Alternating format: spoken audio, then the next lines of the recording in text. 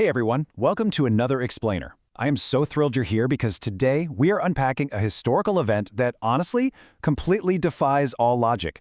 We usually think of wars as these sprawling, generation-defining conflicts that drag on for years, redrawing maps and bankrupting empires. But what if I told you that the British Empire once fought and decisively won an entire war in less time than your standard lunch break? It's a story of staggering hubris, clinical imperial efficiency, and just absolute absurdity. 38. Just think about how incredibly brief this span of time actually is. 38 minutes. In the grand tapestry of human history, 38 minutes is, well, it's barely a rounding error, right? It's a total blip.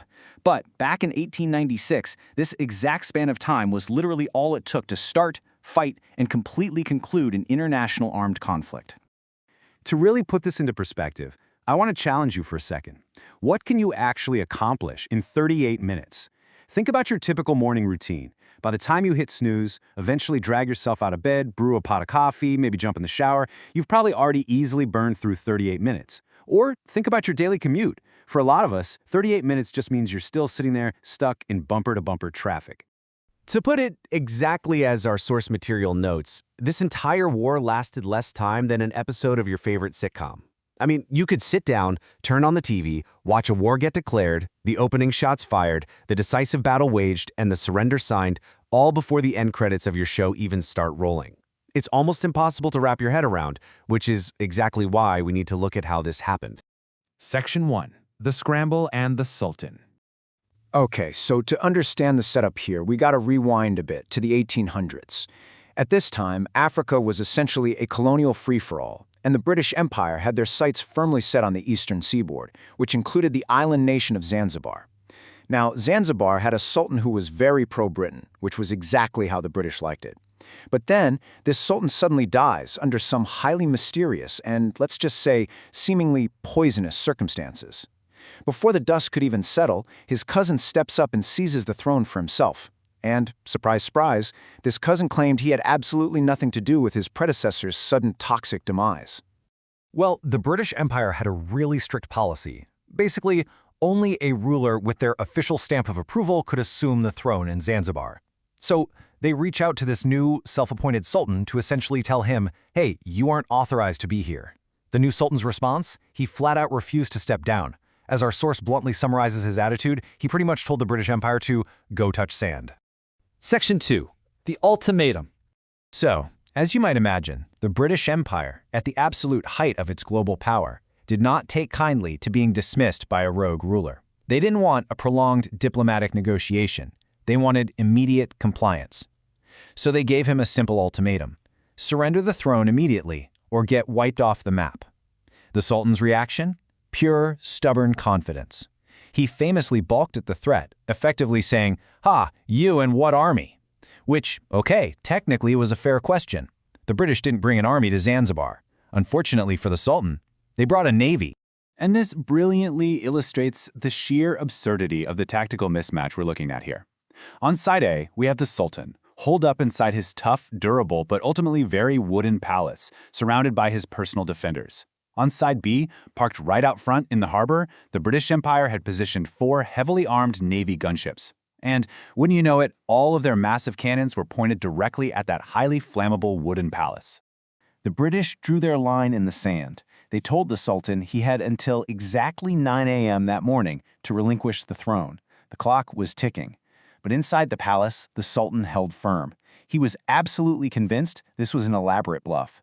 He literally told his people that Britain was never actually going to fire on them.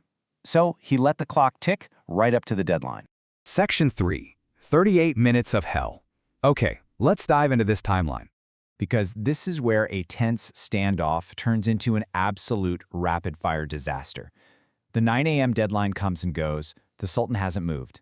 The British wait just a couple of agonizing moments to see if a white flag is going to wave. It doesn't. At 9:02 a.m., the British Navy warships open fire. It is a relentless, deafening barrage of heavy artillery.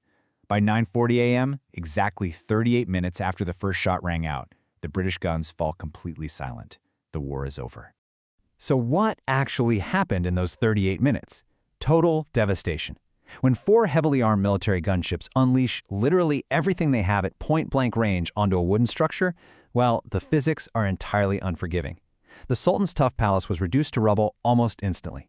The defensive lines never even stood a chance against that kind of overwhelming explosive firepower.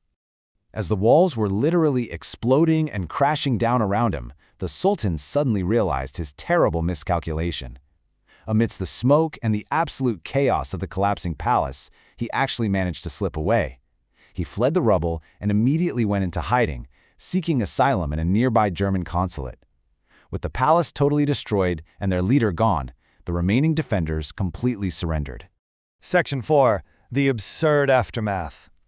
The battle itself was shockingly fast, but the grim reality of this historical footnote is highlighted by a staggering imbalance in the casualties. 500, by the time the dust settled and the cannons went quiet at 9:40 a.m., 500 palace defenders had perished. In just over half an hour, 500 lives were violently wiped out in the rubble simply because one man refused to step down and called what he thought was a bluff.